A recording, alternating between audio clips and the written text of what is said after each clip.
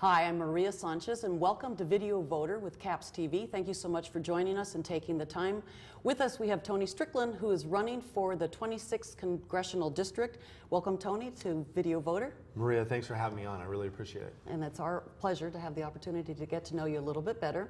Let's get right to it. If you're elected, what are going to be your two top priorities? My two top priorities are, number one, to grow this economy and put people back to work. Right now, we have the longest sustained unemployment rate, over 8% nationally, since we've been recording it in 1948. The best way to solve all these problems is put people back to work, but not only the unemployment rate, but the underemployment rate. A lot of people are working a lot harder for a lot less, and they have less in terms of their mortgages, they have less in terms of their retirement savings. So in order to do anything, we have to put people back to work and improve our economy. And number two would be to protect naval-based Ventura County. The largest employer in Ventura County is naval-based Ventura County. I'm proud to have Rick Connor co-chair my campaign. He was a 5-year commander of naval base Ventura County. But right now what's being proposed in Washington is 19% of our budget is in defense, but 50% of the proposed cuts in terms of what's going on in Washington are in defense. That would have a devastating impact on naval base Ventura County.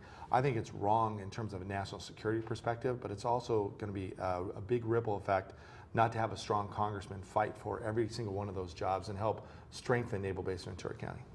And getting people back to work sounds easy, but as you know, it's difficult. Do you have ideas in terms of the creativity? Oh, absolutely. I mean, there's different things that we can do to tackle this. One specific, I have a lot of different specifics, but one, right now, people are only talking about children going into the 4-year university system. Not every person is meant for a 4-year university. In fact, my dad was a maintenance man after he served the military. He liked to work with his hands, and we are not funding, for example, apprenticeship programs for people who work their hands, auto shop, metal shop, drafting. Those are good paying jobs that we're not investing in our future. There's a lot of programs, by the way. I just went to Oxnard College where they offer those programs. We need to do public-private partnerships, like, for example, Haas Automotive. Have internships at Haas Automotive that works with Oxnard College and different universities around the community. And as a leader of this community and being a congressman, I can help put those together to put people back to work. And along that line, what are your plans to foster small businesses, which are the lifeblood, too, for our economy as well? Small businesses, right now what's happening is they're getting killed. In fact, I just visited a whole day full of Oxnard businesses that say they're being over-regulated right now. They have too many duplication in terms of federal and state agencies, and they said, you know, in this tough economy, we're having a tough time just paying to get up and going again. Our tax structure, I mean, we're punishing those in terms of our tax structure. If you want a real stimulus plan in terms of growing the economy here, right now, American corporations who are investing in China, Asia, and South America, they're now being charged a 35% tax. They're being penalized if they want to bring that money back to the United States and invest here in the United States. We need to offer incentives to get that $1 trillion from around the world, investing in good American jobs and Ventura County jobs. And on a national and international scale, what do you think the government can do to combat terrorism? You know, this is one of the things that I think we're missing in terms of elected officials today. When you look at John F. Kennedy in 1961, he challenged the American people, saying we're going to be having a man on the moon by the end of this decade. We need that challenge in terms of being energy independent. We have the natural resources, abundant natural resources here in the United States, and we have the ability to be energy independent. Right now what's happening is we're sending billions of dollars to countries that don't like us, that fund terrorist networks. There's no reason to send our energy money overseas into terrorist networks. We're funding both ends of a war right now. If we can be energy independent and take in, I'm a big proponent of renewable energy, but all forms of energy, natural gas. I mean, we need to get all this energy online. And if I'm lucky enough to be a congressman, for example, the Keystone Pipeline, that's 1 million jobs. It's not only a national security issue in terms of not funding both ends of a war and funding terrorism, but it's also a jobs economy issue, and that's how we can put people back to work. And to become energy independent really means petroleum, doesn't it? Or no, it means everything. I'm all of above. In fact, I'm one of 3 Republicans bucking the tide of my Republican colleagues in Sacramento that voted for a renewable energy standard. I think when we talk about renewable energy, it's wave, wind, solar, biodiesel. We need to invest in new forms of technology. But we also have new technologies in natural gas to be able to withdraw that natural gas. We have new technologies all over. We can make actually energy out of garbage and waste, and we can get energy from algae. We have so much opportunities. But yes, do we have a natural abundance of oil? Yes, absolutely. We have to make sure we're safe environmentally, but we have to understand we need all forms of energy. And instead of buying oil from another country that funds terrorist networks, why not create those jobs here at home and put people back to work here at home and be energy independent? Again, it's a national security issue. It's also a jobs and economic issue. So some of the creative options in this declining economy for funding education, health, human services, and social programs, and even the arts, are there ideas that you have that we can keep them part of our system alive? Absolutely. We absolutely have to preserve that safety net. I've signed the Medicare and Social Security Protection Pledge. I'm the only candidate in the running for Congress that has done that. I think when people hit the age of 50, they've already planned for their retirement. I've publicly said I would have voted no on the Ryan budget proposal because I think at the age of 50, we need to preserve and protect Medicare and Social Security. But those who are my age in the 40s and lower, if we don't do anything, they won't be able to preserve that program. So we obviously need to tackle those to make sure we preserve it moving forward. But also, I fought heavily for the Healthy Families program that my opponent actually voted to eliminate in Sacramento. I actually went forward to try to reinstate it. Now, a lot of times people say, well, we do it in terms of saving money in terms of our budget. But we have to get our priorities straight. In Sacramento, they voted for a high-speed rail that funded actually billions of dollars of money that we just can't afford. And not one part of that rail is coming here to Ventura County, but we eliminated important programs like the Healthy Families program that provide health care for poor children that need this health care.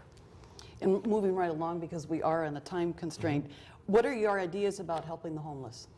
The best way to help the homeless is provide a good paying job.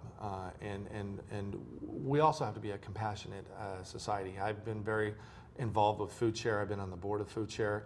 I've volunteered at the rescue mission. We have to understand some people are down on their luck, and we have to come together as a community to help build those people who are down on their luck. But what we also need to do is make sure we improve our economy to make sure that they have a job that they can provide for themselves. But we have to be compassionate, but we also have to work hard to make sure that we get those people back on their feet again.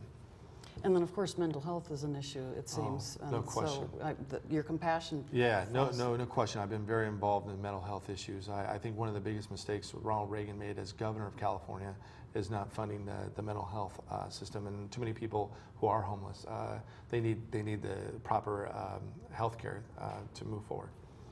And is there anything that you would like to add or embellish upon? Because we have a couple minutes that we can revisit some of the questions. Oh yeah, no, I mean, look, I grew up in Ventura County. I love this community, and it's been an honor to serve this entire district in the California legislature.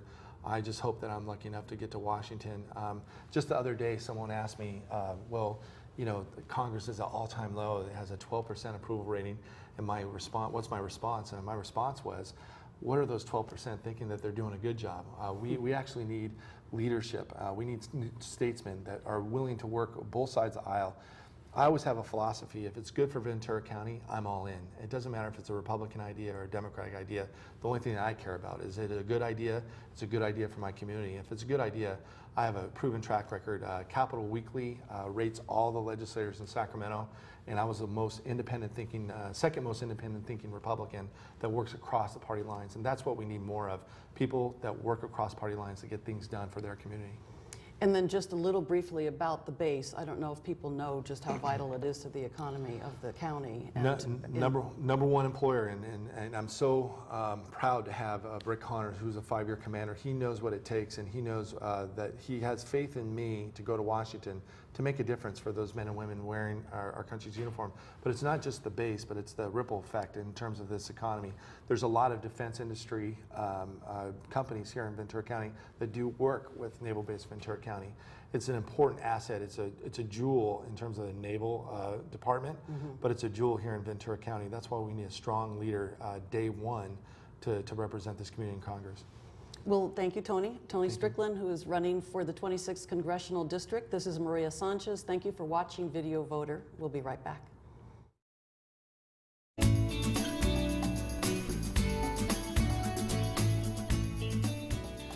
My name's Tony Strickland, and I'd be honored to have your vote for Congress this November. In order to do that, I think it's important for me to leave you with this message, give you kind of a flavor of who I am.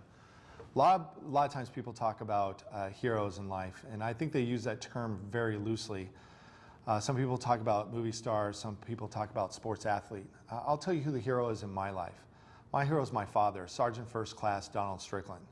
See, my dad fought in Korea and Vietnam, fought for the very freedoms and liberties we enjoy today. And after he got injured in Vietnam, became a drill sergeant at Fort Ord Army Base. In fact, growing up as a kid, my friends used to call my home Strickland because I had a very disciplined father. But the most important lesson I learned from my father is up to every generation to leave your city, state, and nation in a better spot than what you found. And right now, that's why I'm running for Congress. Just the other day, just last Friday, my boy, Tiny Tony is what we call him, he just turned 5.